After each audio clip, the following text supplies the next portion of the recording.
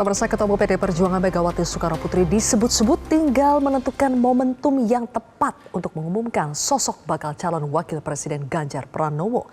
Namun di saat yang sama, salah satu partai pengusung Ganjar Pranowo yakni P3 justru memberikan syarat kepada PDIP bila calon yang mereka usulkan yakni Sandiaga Uno tidak jadi dipilih sebagai bacawa pres Ganjar. Betulkah nama Sandi sudah tereliminasi dari bursa kandidat bacawa pres Ganjar? Sudah hadir bersama kami Ketua Majelis Pertimbangan P3 Muhammad Romahur Muzi atau Mas Romi dan juga Direktur Eksekutif Indikator Politik Indonesia Burhanuddin Muhtadi. Mas Burhan, Mas Romi, selamat malam. Malam. Oke. Assalamualaikum warahmatullahi wabarakatuh. Mas Romi, jadi Mas Hasto itu kan kemarin sempat memberikan clue ya soal sosok bakal cawapres Ganjar. Miss X katanya. Kita simak dulu pernyataan selengkapnya berikut ini. Skala prioritas sekarang adalah mempertajam narasi tentang masa depan Indonesia yang akan diusung oleh Pak Ganjar dan Mr. X-nya, dan kemudian juga bisa Mrs. X. Gitu, bisa Miss X, gitu kan. Berarti masih ada kemungkinan cawapresnya sosok perempuan. Nah, jadi ya kan kita perempuan itu kan jalan peradaban kalau kita lihat. Nah, sehingga dalam konteks Miss X, benarkah sekarang ada figur perempuan yang sedang dipertimbangkan secara mendalam oleh Bu Mega, Mas Romi? Ya, secara resmi kan komunikasi antara Ibu Mega dengan Pak Mardiono selaku Ketua Umum P3 berjalan dengan baik ya. Dan dalam pertemuan para Ketua Umum hari Rabu lalu disampaikan juga bahwa memang sebelum pertemuan para ketum-ketum itu kan karena kami ini bertetangga dengan PDI Perjuangan hanya dibatasi tembok. Jadi ya Pak Mar datang duluan. Dan di dalam pertemuan itu juga disampaikan bahwa apapun dan siapapun yang nanti akan menjadi keputusan pastilah itu melewati pembahasan para ketua umum. Dan tentu dalam hal ini karena P3 saja yang pada saat Rabu pertemuan para ketum itu sekali lagi mengajukan nama cawapres. Jadi saya perlu garis bawahi ini karena Pak Oso dan Pak Haritanu pada waktu itu memang tidak mengajukan satupun nama. Maka saya katakan dalam beberapa kesempatan bahwa hanya nama Pak Sandi yang muncul sebenarnya. Tetapi politik itu kan dinamis. Kita juga melihat perkembangan-perkembangan terkini, apalagi pendaftaran juga sudah ditetapkan tanggal 19 Oktober. Kita menyikapi dinamika-dinamika itu dan yang pasti kita menginginkan capres yang kita usung ini Mas Ganjar Pranowo mendapatkan kemenangan. Bukan hanya sekedar mempertajam narasi, tadi kata yang disampaikan Mas Hasto, tetapi juga memastikan langkah-langkah strategis untuk pemenangan yang tinggal kurang lebih 140 hari ini betul-betul bisa terwujud secara nyata. Dan langkah strategis itu termasuk memasukkan figur perempuan dalam list bacawa pres Ganjar, Mas Romi? Ya, kenyataannya di dalam daftar pemilih jumlah perempuan itu sedikit lebih banyak, meskipun bisa dikatakan berimbang ya. Karenanya kita tidak menutup kemungkinan bahwa memang ada figur-figur yang memang secara historis memiliki kedekatan dengan Partai Persatuan Pembangunan, memiliki akar yang sama di kalangan Nahdliyin karena memang bagian terbesar dari Partai Persatuan Pembangunan adalah warga Nahdliyin begitu. Itu bisa juga menjadi bahan pertimbangan kita.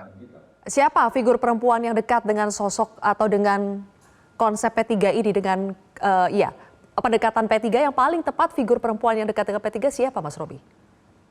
Iya, sebenarnya tidak akan pernah ada kejutan yang sangat menjadi kejutan karena nama-nama calon-calon wakil presiden yang nantinya akan diumumkan itu tidak akan lepas dari tokoh-tokoh nasional yang tentu pertama memiliki kapasitas, yang kedua memiliki integritas, yang ketiga memiliki elektabilitas. Jadi nama-namanya tidak akan berubah dari kumpulan para menteri atau mungkin para kepala daerah yang sedang menjabat atau mungkin yang sudah tidak lagi menjabat. Jadi di sekitar itu saja.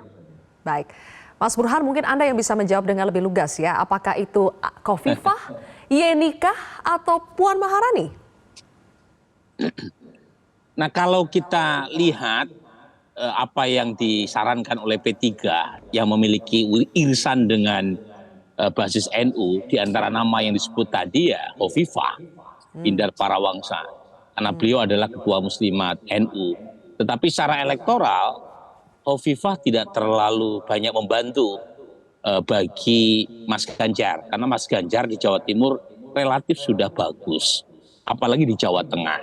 Jadi lagi-lagi pertimbangannya saya kira bukan semata-mata punya basis NU ya, tetapi juga mungkin kalau kita lihat sosok Ibu Mega itu kan sosok yang mengedepankan pentingnya senioritas bagi cawapres. Sosok seperti Kiai Ma'ruf Amin itu ideal buat Ibu Mega mendampingi capres. Mungkin cawapres buat Ibu Mega lebih dilihat dari sisi simbolik. Kalau misalnya itu, mungkin nama seperti Basuki Hadimulyono bisa menjadi kejutan. Apalagi nama ini juga relatif bisa diterima oleh Pak Jokowi sebagai presiden. Tapi lagi-lagi kita tunggu saja perkembangan ke depan. Memang disebut mengerucut ke beberapa nama, tidak juga. Karena masih memunculkan nama seperti Sri Mulyani, nama seperti Basuki, di luar dari 3 nama yang seringkali digadang-gadang sebagai cawapres favorit Mas Ganjar ya. Orang seperti Baik. Mas Sandi, Ridwan Kamil, Oke. atau orang seperti Mahfud MD. Baik, tapi benang merahnya begini tidak sih Mas Burhan, siapapun itu tapi benang merahnya adalah ini adalah sosok yang disukai Presiden Jokowi dan bisa diterima Megawati. Kita akan bahas lebih jauh pemirsa usai jeda.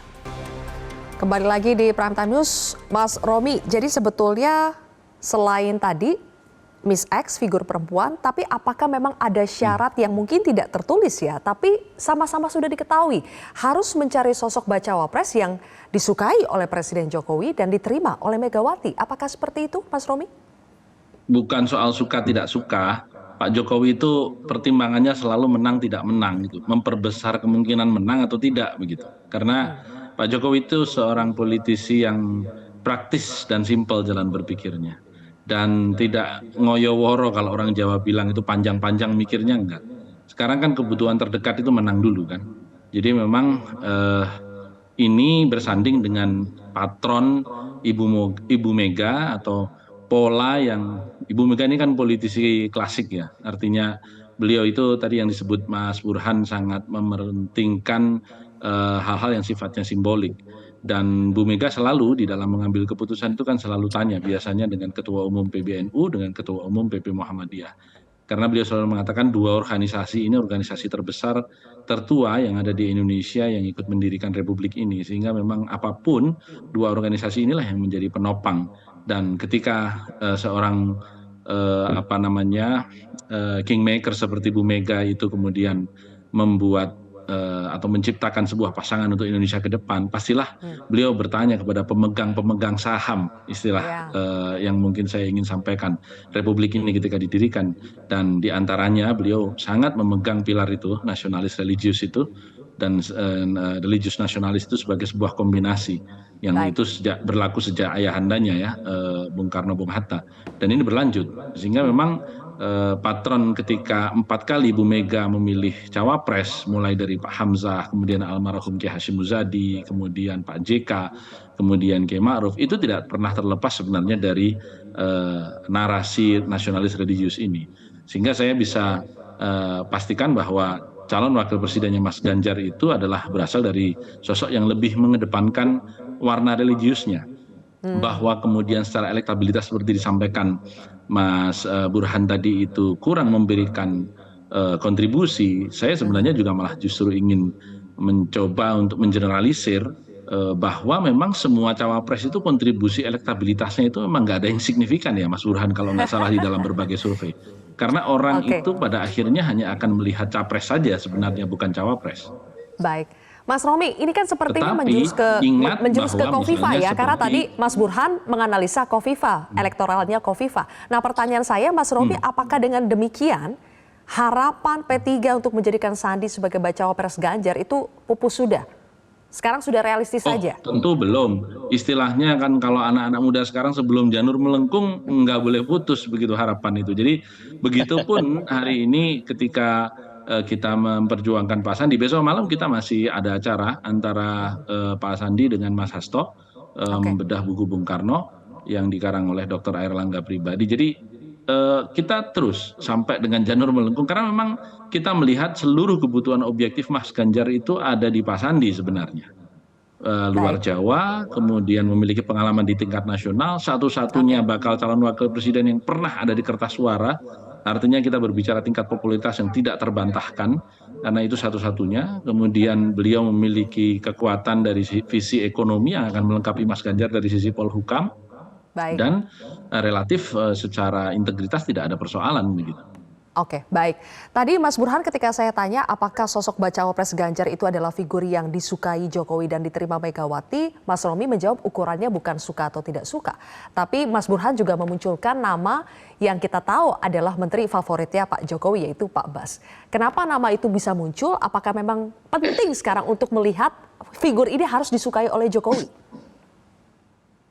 Ya kalau asumsinya adalah cawapres yang diterima oleh kedua belah pihak, nama Pak Bas termasuk memenuhi kriteria itu. Meskipun lagi-lagi dari sisi latar belakang aktivisme mahasiswa, Mas Bas dan Mas Ganjar sama-sama GMNI. Jadi bisa dibilang jeruk makan jeruk gitu ya. Tapi poin saya begini, tadi Bung Romi menyebut bahwa efek cawapres itu relatif kecil. Orang cenderung memilih capresnya ketimbang cawapresnya. Itu betul, ya.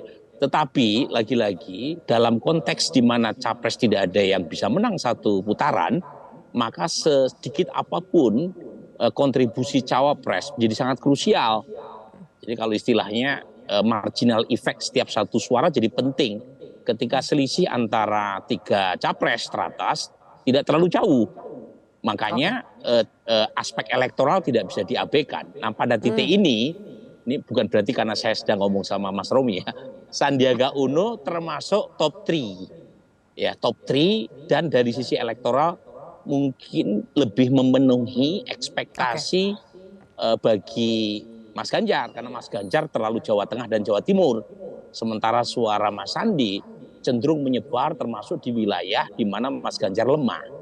Tapi lagi-lagi kan aspek elektoral ini buat Ibu Mega bukan satu-satunya ya. Jadi ada aspek lain. Nah, yang aspek lain Ibu ini Mega Mas Burhan mungkin lebih penting. Ya, saya ingin tanya soal aspek lain. Kalau kita tahu dulu Mas Burhan, dulu keputusan siapa bacawa pres Ganjar itu kan seolah menjadi keputusan Ibu Mega semata. Tapi sekarang seperti ada peran yang signifikan dari Presiden Jokowi. Mas Hasto saja bilang PDIP sudah ngobrol dengan Jokowi, begitu ya. Apakah itu karena PDIP mulai dalam tanda kutip terancam dengan berbagai manuver dua kaki Presiden Jokowi sehingga akhirnya sekarang mencitrakan diri bahwa ada peran yang besar Presiden Jokowi menentukan bacawa pres Ganjar? Memang suka tidak suka, Presiden Jokowi ini sangat menentukan. Apalagi approval rating beliau sangat tinggi. Ini terakhir ya, The Economist melampirkan hasil survei Gallup Poll dengan menghitung net approval rating para pemimpin dunia, termasuk Pak Jokowi. Net approval rating itu adalah mereka yang puas dikurangi yang tidak puas. Itu Presiden Jokowi net approval ratingnya paling positif dan paling tinggi. Mengalahkan banyak pemimpin dunia. Tertinggi nomor 1 ya, bahkan mengalahkan Modi, apalagi 3 Presiden Amerika Serikat terakhir ya. Obama, Trump, dan Biden itu net approval ratingnya negatif. Jadi pada titik ini, Zilvia, meskipun saya duga ya ada semacam kejengkelan saya kira ya di belakang layar oleh sebagian elit PD Perjuangan, mengapa Kaisang akhirnya berlabuh sebagai Ketua Umum PSI. Tetapi ya di atas segalanya Presiden Jokowi masih populer dan karenanya perlu juga untuk mendiskusikan terkait cawapres Mas Ganjar. Karena bagaimanapun pendukung Mas Ganjar adalah basis pendukung Pak Jokowi juga. Jadi pada titik ini memang 2 nama tadi, Ibu Mega dan Pak Jokowi menjadi krusial juga dalam rangka menentukan siapa cawapres Mas Ganjar. Oke, baik, kalau begitu kita lihat ya, waktu tinggal sebentar lagi, nanti akan dijawab siapa sebetulnya sosok yang akan mendampingi bacawa pres Ganjar. Terima kasih Mas Burhan atas analisa Anda dan juga Mas Romi, terima kasih atas waktunya bersama kami di Berangkat Besar. Jelajahi cara baru mendapatkan informasi. Download Metro TV Extend sekarang.